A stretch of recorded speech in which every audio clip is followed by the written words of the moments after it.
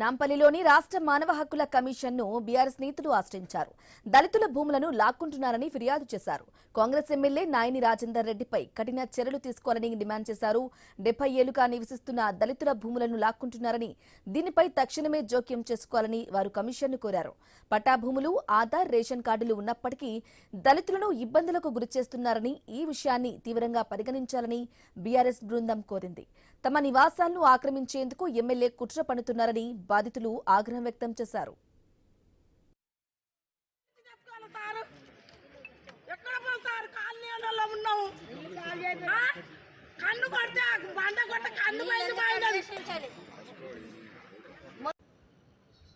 లగచర్ల ఉదంతం మర్చిపోలే.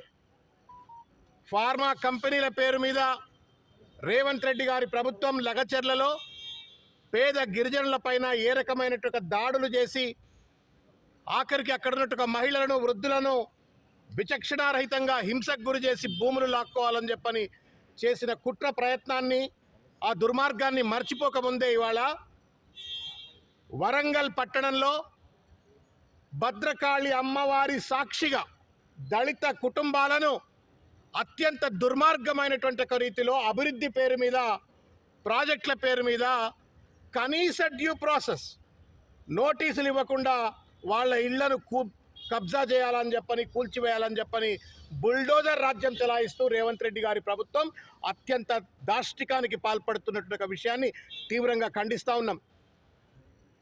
2 సంవత్సరాల క్రితం వచ్చినటువంటి ఈ ప్రభుత్వం ఆ మండగొట్టినటువంటి స్థలం ధర పెరిగిందని చెప్పి అభివృద్ధి పేరిట ఆ స్థలాన్ని లాక్కునే ప్రయత్నం చేసింది. వీళ్ళు ప్రతిఘటించడం జరిగింది. వెంటనే కరెంటు కట్ చేస్తామని చెప్పి ఎలక్ట్రిసిటీ అధికారులు, మున్సిపల్ అధికారులు వచ్చి దౌర్జన్యంగా అక్కడ చిరు వ్యాపారం చేసుకుంటున్నటువంటి దళిత సోదరుల సముదాయాలన్నిటిని కూడా మరి కూలగొట్టడం జరిగింది. గత ప్రభుత్వంలో ఆ దళిత కుటుంబాలకు దళిత బంధు కూడా ఇప్పియడం జరిగింది.